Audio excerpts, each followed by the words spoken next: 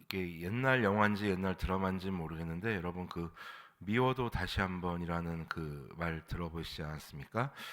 이 미워도 다시 한번이라는 말이 아마 애증의 관계를 가장 잘 나타낸 말이 아닐까 생각됩니다. 정말 저 사람이 미워 죽겠고 저 사람이 나한테 한 행동을 보면은 정말 용서하기 힘든데, 그러나 그 사람을 사랑하는 마음으로 한 번 더 내가 참아보는 것, 한 번 더 기회를 줘보는 것, 그리고 한 번 더 내가 져주는 것, 이것을 잘 표현한 게 이제 미워도 다시 한 번이 아닌가 생각됩니다. 바로 이 애증의 관계지요.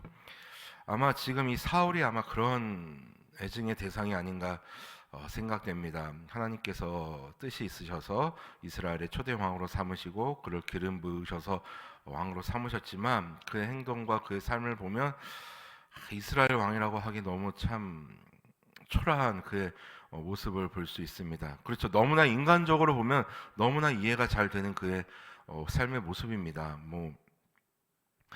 전쟁을 앞두고 사무엘을 마냥 기다릴 수는 없었기 때문에 얼른 자기가 옛 제사를 지내고 또 그렇게 해서 국가를 위해서 내가 이렇게 할 수밖에 없었다라는 그러한 사울의 변명을 들을 때 너무나 이해가 갑니다. 이스라엘 왕을 한 나라의 국가 지도자로서 그럴 수 있다라는 생각을 하곤 합니다. 그러나 그거는 인간 중심의 생각이죠. 우리 중심의 생각으로는 너무나 모든 것들이 이해가 됩니다만, 그러나 하나님 입장에서 봤을 때는 하나님께서 찾으시는 한 사람은 하나님의 말씀을 목에 칼이 들어와도 지키는 자, 어떠한 상황에서도 하나님의 말씀을 흐트러짐 없이 살아계신 하나님의 말씀으로 받고 그리고 그 말씀을 지키기 위해서 몸부림치는 자를 하나님께서는 찾으시고 그 사람을 이제 더욱더 귀히 여기시지요. 자, 그런 면으로 봤을 때 사울은 정말 뭐랄까요, 인간적으로 보면은 그럴 수 있지만 그러나 하나님 입장에서 봤을 때는 너무나 잘못을 많이 한, 참 많은 생각을 하게 하는 그런 사울 왕이 아닐 수 없습니다. 그래서 애증의 그런 어떤 관계일 수도 있는 그런 사울의 모습을 우리가 계속해서 보게 되는데요. 자, 15장 1절을 보시면, 자, 그런 사울을 사무엘은 원망하거나 질타하는 것이 아니라, 그러나 하나님께서 세우신 왕이기 때문에 그에게 하나님의 뜻을 또 전달합니다. 왜요? 그 왕의 역할은 그 국가를 잘 정치하는 그런 지도자의 모습도 필요하지만 하나님의 말씀과 하나님의 은혜를 흘려보내야 하는 또한 통로이기 때문입니다. 제1의 통로이기 때문에 사무엘은 또 사울이 어서 빨리 하나님의 사람의 모습을 회복하길 바라는 마음으로 또 그렇게 또 말을 전달하는 모습을 우리가 1절에서 볼 수 있습니다. 사무엘이 사울에게 이르되 여호와께서 나를 보내어 왕에게 기름을 부어 그의 백성 이스라엘 위에 왕으로 삼으셨은즉 당신은 하나님이 세우신 왕입니다 라는 것을 다시 한번 상기시켜주고 사울의 정체성에 대해서 다시 한번 사무엘이 이제 각인시켜 주는 것이지요. 하나님이 얼마든지 사울을 그 자리에서 벌하실 수도 있고 그의 생명을 취하실 수도 있지만은 하나님은 끝까지 당신의 사람에게 기회를 주시고 그가 돌아오기를 기다리는 또 하나님의 마음 또한 우리는 또 헤아려 볼 수 있습니다. 왕은 여호와의 말씀을 들으소서. 여기서 말씀을 들으소서라는 이 말의 표현은 그냥 듣기만 하소서 이게 아니라 하나님의 말씀을 듣고 이대로 행하소서라는 그러한 표현이라고 합니다. 하나님의 말씀을 듣고 그 말씀대로 행하십시오라는 말씀이죠. 우리가 왜 자녀를 키울 때 말 좀 들어 할 때 이제 그 말 좀 들어라는 말에는 너 그냥 엄마 말 잘 듣기만 해 이게 아니라 엄마 아빠 말을 듣고 엄마 아빠가 하라는 대로 좀 해라는 의미가 거기에 다 포함되어 있는 것 아니겠습니까? 예, 그렇게 생각하시면 여러분 쉽게 생각하실 수 쉽게 또 받아들이실 수 있을 겁니다. 바로 이제 이스라엘과 이제 그 아말렉의 전투에 대해서 이제 사무엘이 이제 거기에 대해서 이제 예언하고 이제 하나님의 뜻을 전달하는 것이죠. 이 아말렉 족속은 이제 이스라엘이 출애굽할 때 광야에 있을 때 참 비열하게 이스라엘 민족을 공격했던 민족입니다. 그 앞에서 이렇게 쳐들어온 게 아니라 뒤에서부터 몰래 이제 쳐들어와 가지고 당시의 노약자, 어린아이와 여인들을 많이 이제 죽이고 물건을 빼앗은 그런 악랄한 민족이었습니다. 그래서 하나님께서는 그때 그것을 기억하시고 이스라엘을 통해서 아말렉을 벌하게 하십니다. 그리고 그 아말렉을 벌하는 선봉장에 이제 사울을 세우신 것이죠. 그리고 그 아말렉을 이제 징벌하러 갈 때 사무엘은 사울에게 분명히 말합니다. 사무엘의 뜻이 아닌 하나님의 말씀을 전하는 것이죠. 그 아말렉 족속뿐만 아니라 그들이 가지고 있는 물건들, 그리고 뭐 소와 양과 낙타와 나귀까지 모조리 다 진멸하십시오. 뭐 젖먹이와 어린아이와 뭐 여자까지 뭐 다 이러지, 그냥 이 지면에 아말렉이라는 이름을 아예 다 그냥 진멸해 버리십시오라고 이제 사무엘은 사울에게 이제 전달합니다. 사무엘이 사울에게 그 뜻을 전달한 것은 하나님은 뭐 전쟁을 즐기시고 피해 하나님이시기 때문에 그런 것이 아니라, 먼저는 이스라엘 백성에게, 하나님의 그 백성에게 잘못됐던 그 죄값을 물으시는 것이고, 그리고 하나님께서는 이 혼합되는 것을 주의하시기 위해서 그렇게 명령하실 수밖에 없는 것이었습니다. 하나님이 제일 싫어하는 것 중에 하나가 바로 이 혼합, 오염되는 것입니다. 우리의 믿음이, 우리의 어떤 신앙이, 우리의 삶의 그 그리스도인의 모습이 오염되는 것, 혼합되는 것, 그렇지 않습니까? 여러분 그 왜 그 미신들 그 점찍 그 뭐 TV 드라마나 영화에 보시면은 뭐 앞에 쫙 있지 않습니까? 뭐 제단이라고 해서 그 앞에 뭐 불상도 있고 뭐 동물 모양도 있고 어디는 뭐 십자가도 있고 여러 가지가 쫙 있습니다. 그 왜 그렇습니까? 막 그냥 그 주문을 외우다가 아무데나 한 군데 걸리라 이런 뜻 아니겠습니까? 즉 혼합된 그런 막 이것저것 조잡된 그런 모습의 어떤 그런 대표적인 모습이 그 점집 아니겠습니까?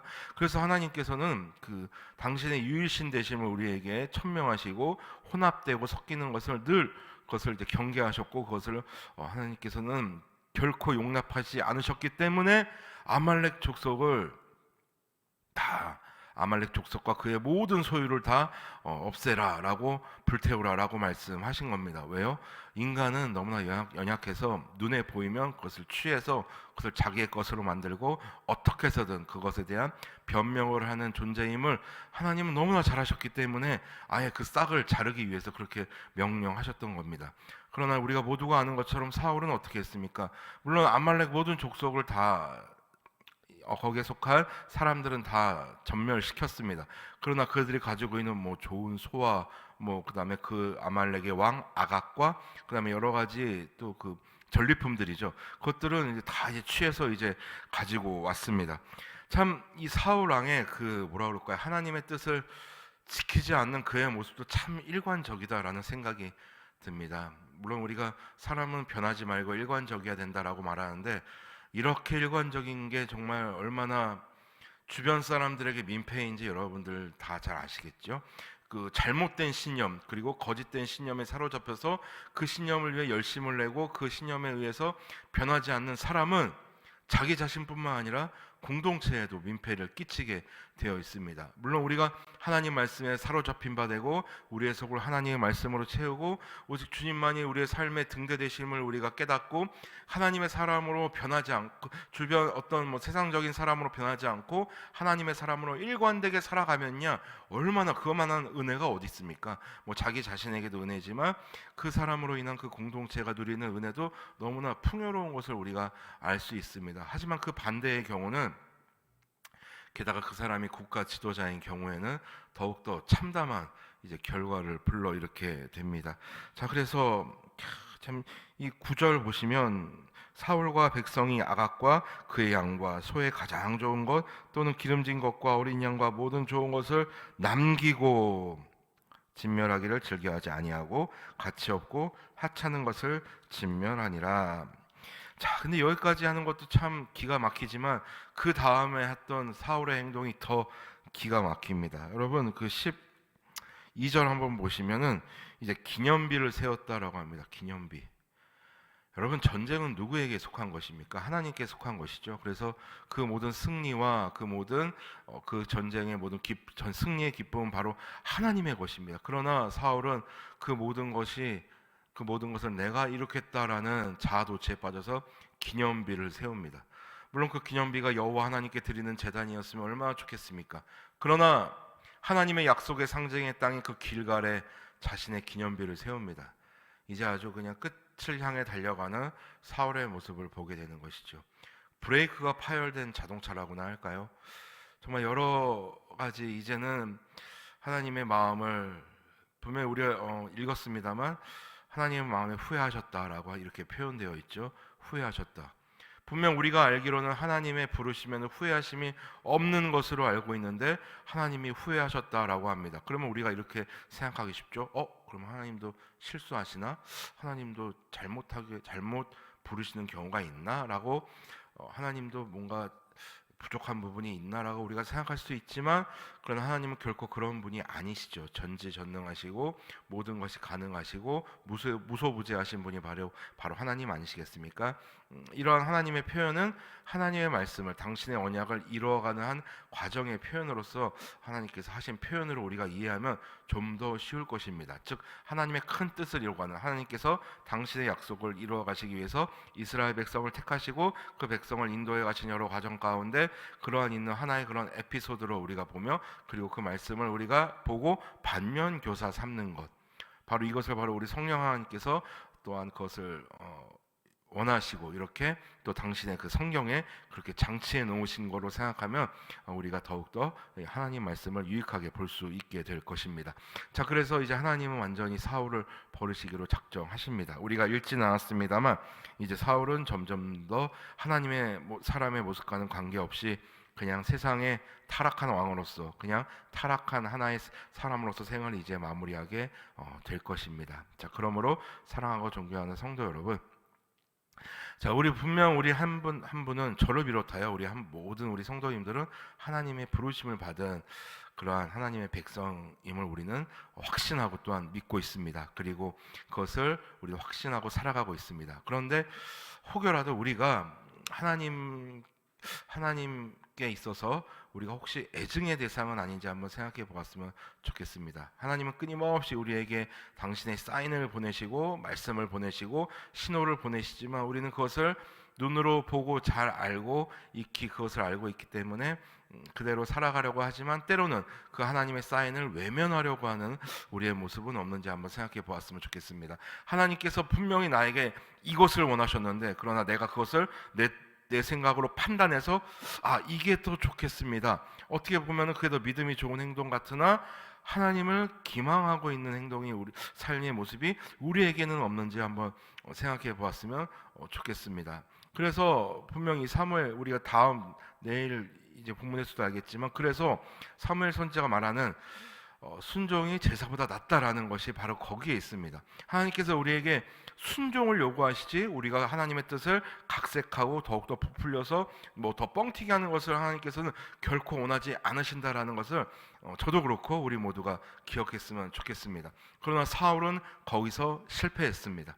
자신의 생각과 자신의 평가를 거기에 더 양념해서 하나님의 뜻을 왜곡시키고, 그리고 하나님은 이것을 좋아하실 거라는 그런 착각 속에 그런 삶을 보내야 했던 사울의 모습을 보면서 우리는 그의 삶을 반면교사로 삼아서 더욱더 우리가 깨어있고 주님의 말씀에 더욱더 순종해 나가는 그런 삶을 우리가 살아야겠습니다. 우리가 그러한 삶을 살아나간다면 여러분 기억하십시오. 우리의 삶은 주님의 귀한 도구로 끝없이 사용될 것이고, 우리의 인생뿐만 아니라 우리의 후손들까지도 주님께서 책임지시고 당신의 도구로, 당신의 사람으로 들어 사용하신다는 것 꼭 기억하시고, 오늘도 그 순종의 자리로 나아가는, 애증의 자리가 아닌 순종의 자리로 나아가는 저와 우리 모두가 되시기를 주님의 이름으로 소원합니다.